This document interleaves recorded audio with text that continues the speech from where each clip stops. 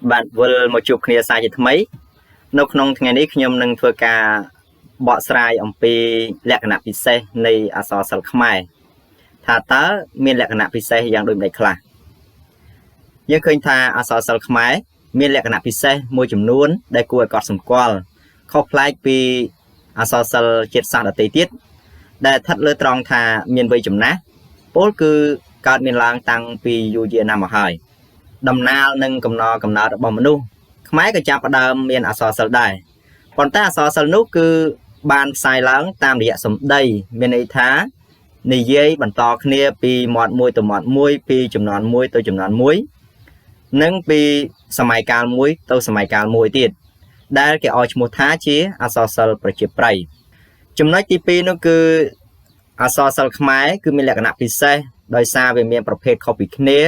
និងមានទំនាក់ទំនងគ្រប់វិស័យគេបែងចែកវាទៅជាប្រភេទផ្សេងពីគ្នាដោយផ្អែកទៅលើវិធីនិមិត្តកម្មក៏ដោយផ្អែកទៅលើដំណាក់កាលប្រវត្តិសាស្ត្រក៏ដោយអញ្ចឹងគេបែងចែកវាជាអក្សរសិល្ប៍បែបបុរាណទំនើបឬក៏ប្រជាប្រិយបាទអញ្ចឹងបើសិនជាយើងមើលប្រភេទនៃអក្សរសិល្ប៍នីមួយៗអក្សរសិល្ប៍បុរាណ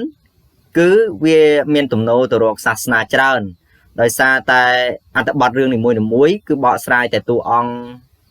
ដែលមានលក្ខណៈអស្ចារ្យអច្ឆរិយៈដូចជាតួអង្គព្រះរាមនៅក្នុងរឿងរាមកេរ្តិ៍ដែលត្រូវបានគេចាត់ទុកថាជាកំពូលបរោះក៏ដូចជារឿងមហាវេស្សន្តរជាដកនៅក្នុងទស្សជាដកដែលនិយាយអំពីព្រះពោធិសត្វគឺព្រះវេស្សន្តរដែលបំពេញនូវទានបារមីដូច្នេះរឿងទាំងពីរនេះគឺវាមានទំនោរទៅរកសាសនាក្នុងរឿងរាមកេរ្តិ៍មានទំនោរទៅរកព្រហ្មញ្ញសាសនាហើយនឹងរឿងព្រះវេស្សន្តរមានទំនោរទៅរកព្រះពុទ្ធសាសនាចំណែកអក្សរសិល្ប៍បែបទំនើបវាជាអក្សរសិល្ប៍ដែលកើតឡើងនៅក្នុងពេលដែលបារាំងចូលស្រុកមានថាពេលដែលប្រទេសខ្មែរយើងស្ថិតក្រោមអាណានិគមនិយមបារាំងដូច្នេះអក្សរសិល្ប៍អឺរ៉ុបឬក៏អក្សរសិល្ប៍ផ្នែកបច្ចឹមប្រទេសបាទមានការជះឥទ្ធិពលមកលើអក្សរសិល្ប៍ខ្មែរយើងអញ្ចឹងដូច្នេះហើយអ្នកនិពន្ធខ្មែរយើងក៏បានបង្កើតនៅទម្រង់អក្សរសិល្ប៍បែបទំនើបឡើងដែលមានលក្ខណៈពិសេសរបស់វាផ្ដោតទៅលើតែសង្គមរស់នៅរបស់មនុស្សយើងតែម្ដងមានថាបើសង្គមបែបម៉េចគឺអ្នកនិពន្ធបានលើកយកអក្សរសិល្ប៍នោះមកបញ្ជាក់បែបនោះមកម្យ៉ាងទៀតអក្សរសិល្ប៍ទាំងអស់នោះគឺវាមានទំនាក់ទំនងលើគ្រប់វិស័យដូចជាវិស័យកសិកម្មពាណិជ្ជកម្មសិប្បកម្មជាដើមបាទតួយ៉ាងនៅក្នុងរឿងទុំទាវមានទំនាក់ទំនងជាមួយនឹងវិស័យពាណិជ្ជកម្មដូចជា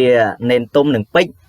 បាទបន្ទាប់ពីធ្វើតោកបានអញ្ចឹងអ្នកទាំងពីរបានយកទៅលក់នៅឯត្បូងឃ្មុំហើយនៅក្នុងរឿងភូមិដេរឆានក្តីក៏បានបង្ហាញដែរវិស័យសិប្បកម្មខ្មែរយើងដូចជាការធ្វើក្អមធ្វើឆ្នាំងរបស់អ្នកសវណ្ណអ្នកបុត្រនិងអ្នកភូមិក្រាំងលាវជាដើមបាទចំណុចទី3លក្ខណៈពិសេសនៃអក្សរសិល្ប៍ខ្មែរស្ថិតលើលក្ខណៈជាតិនិយមមានន័យថា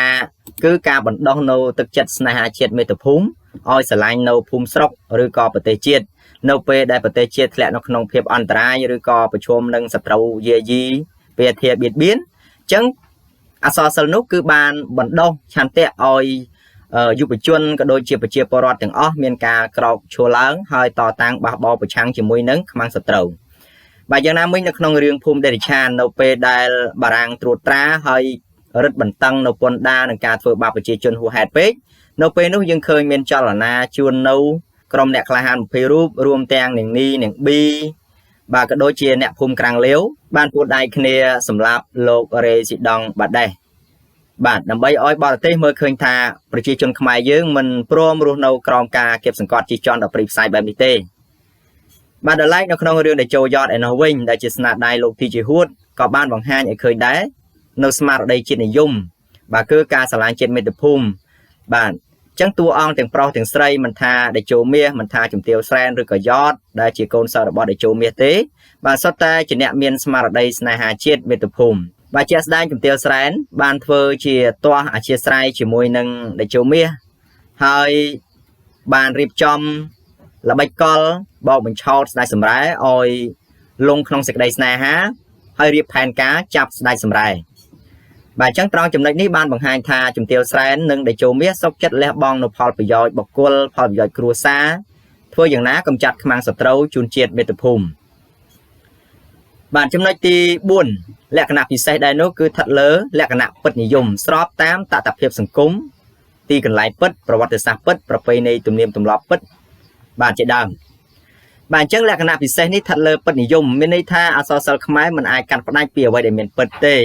បាទទោះបីជាថាអក្សរសិល្ប៍នីមួយៗកើតឡើងពីមនោគតិរបស់អ្នកនិពន្ធមែនពិត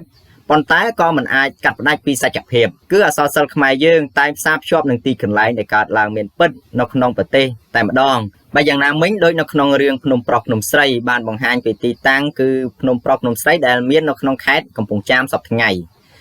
បាទតាក់ទងជាមួយនឹងប្រវត្តិសាស្ត្រពិតបាទដូចនៅក្នុងរឿងអ្នកតាឃ្លាំងមឿងបានបង្ហាញពីប្រវត្តិសាស្ត្ររបស់ខ្មែរយើងដែលមានមេតបម្នាក់ឈ្មោះថាសេនាមឿងបានសុកចិត្តពលីជីវិតទាំងគ្រួសារលោតចូលជំរងដើម្បីកេណ្ឌទ័ពខ្មោចដើម្បីឲ្យព្រះរាជាជ័យអស្ចារ្យធ្វើសង្គ្រាមឈ្នះពួកសៀមដែលមកឈ្លានពានទឹកដីមួយទៀតគឺបង្ហាញពីប្រពៃណីទំនៀមទម្លាប់ពិតបាទប្រពៃណីទំនៀមទម្លាប់ពិតមិនដូចនៅក្នុងរឿងទុំទាវបានបង្ហាញពីប្រពៃណីខ្មែរយើងគឺកូនប្រុសនៅពេលដែលធំឡើងគេឲ្យបួសរៀនហើយចំណែកឯកូនស្រីដូចជានាងទាវជាដើមគេឲ្យជួមលុបដើម្បីទទួលបានការអប់រំបាទចំណុចចុងក្រោយបាទលក្ខណៈពិសេសមួយទៀតគឺស្ថិតលើមានសិលរូបអារម្មណ៍យ៉ាងសម្បូរបែបបាទសិលតំណែងនិពន្ធ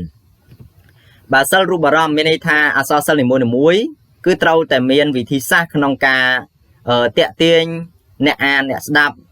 ឲ្យជក់ចិត្តដិតអារម្មណ៍បាទតាមរយៈការលាយបញ្ចូលនៅភាពកំប្លែងសប្បាយឬក៏ទុកព្រួយ